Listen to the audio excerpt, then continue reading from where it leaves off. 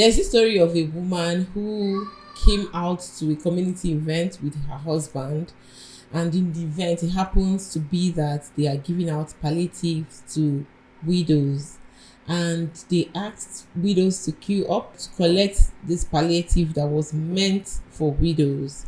And this woman stood up and joined the queue, and her husband, probably thinking that maybe she didn't understand what the instruction was, tried to get her attention to say, what are you doing, what's happening? And this is for those whose husbands are dead. And the woman's response to her husband was, this one way you dey live in her life. Every single time that story showed up, it's met with some form of laughter. I can't say for sure if it's fiction or if it's a real story or not.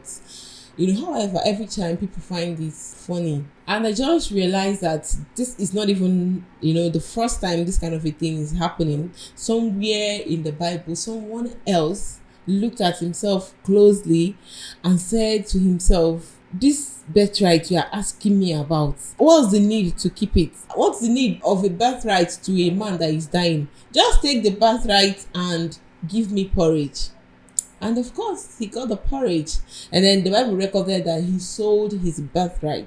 And the Bible went on to say that Esau despised his birthright. Remember what the Bible say about seed time and harvest? Of course, the time came when that birthright was supposed to manifest, when he was supposed to take back, the glory of the first son and everything. For some reason, his own mother stood between him and that blessing, made sure that his younger brother took the blessings. And if you don't know the story, you can go over the book of Genesis and you will see what happened to Esau after he sold his birthright.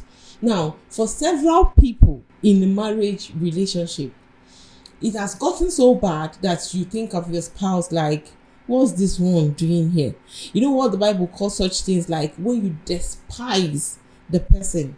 For some women, it's their husband. You just look at him and you just conclude that this one, forget it. For Esau, let's just use the story that we are all concerned with. When he did that, he didn't think that there was going to be a repercussion.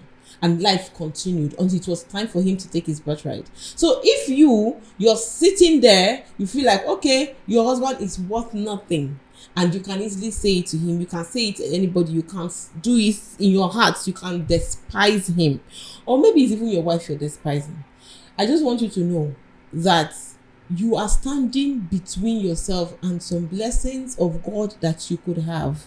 You don't have to agree, but we can also clarify things using the story that already exists, understanding the fact that there is such thing as seed time and harvest. The time you're supposed to build into your relationship, look at this person and imagine what they could become. You look at it and instead you decide to despise them. The same way Esau despised his birthright. Just to make this long story short, Esau lost his position.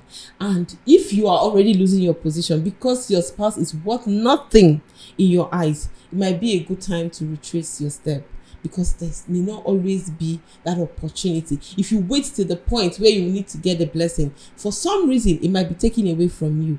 And if you're still considering despising, please make a U-turn. Marriage is not all juicy. It might come around at some point and you find that things is not working. The man you thought is going to take up the whole thing and begin to make things work, he's not making it work. Your duty is not to despise him. Pray for him, encourage him, help him to go through that challenge and become the person God proposed him to be. This is not just for the woman alone. The man also has a part to play here.